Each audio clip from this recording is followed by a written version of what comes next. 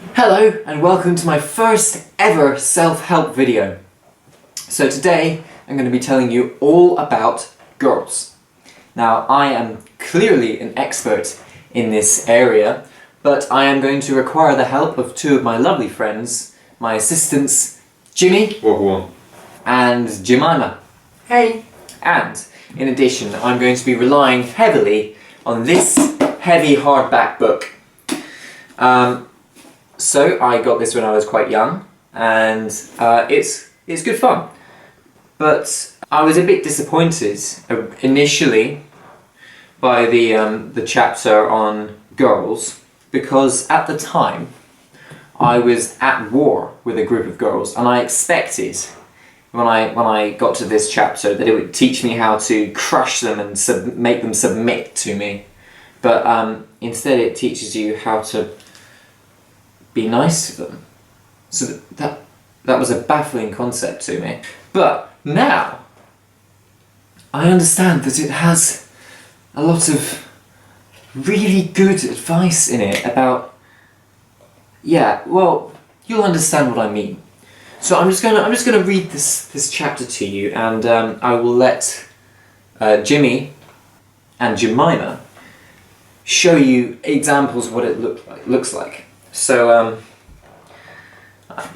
story time with Jacob.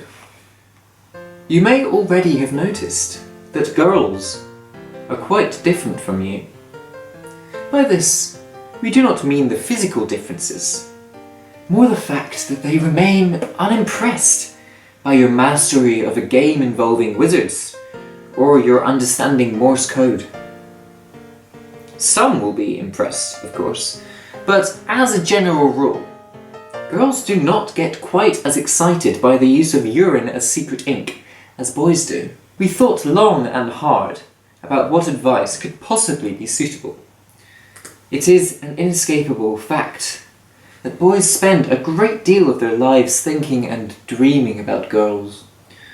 So the subject should be mentioned here, as delicately as possible. So, number 1. It is important to listen. Human beings are often very self-centered and like to talk about themselves. In addition, it's an easy subject if someone is nervous.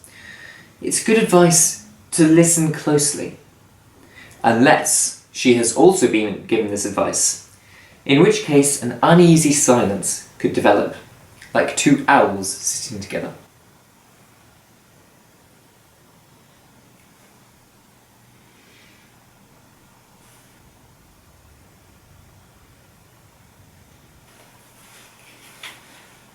Be careful with humour. It is very common for boys to try to impress girls with a string of jokes, each one more desperate than the last. Yo! I said no comment all the way through a police interview. Didn't get the job. Why can't you breed an eel with an eagle? It's illegal. Get it? Eel, eagle, ha ha! Hey! The furniture store keeps calling me. All I wanted was one nightstand. One joke, perhaps, and then a long silence while she talks about herself. Ow! Ah! Valentine's Day cards. Do not put your name on them.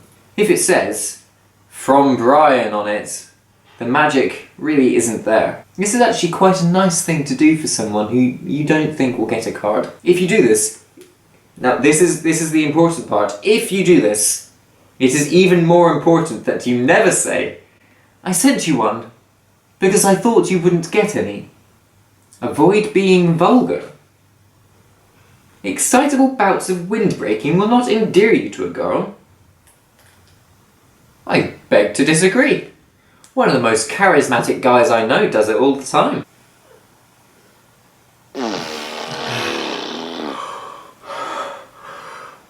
Play some sport of some kind. It doesn't matter what it is, as long as it replaces the corpse-like pallor of the computer programmer.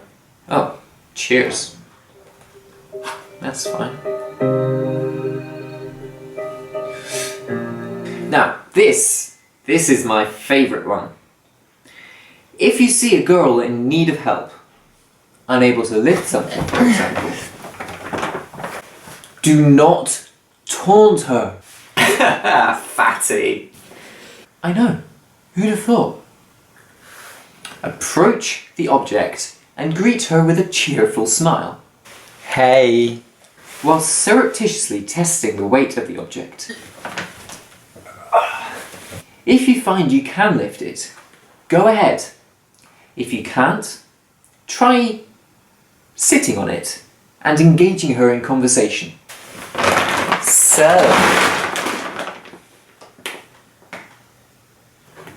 remember that girls are as nervous around you as you are around them. I guess it's like spiders then. Girls are spiders.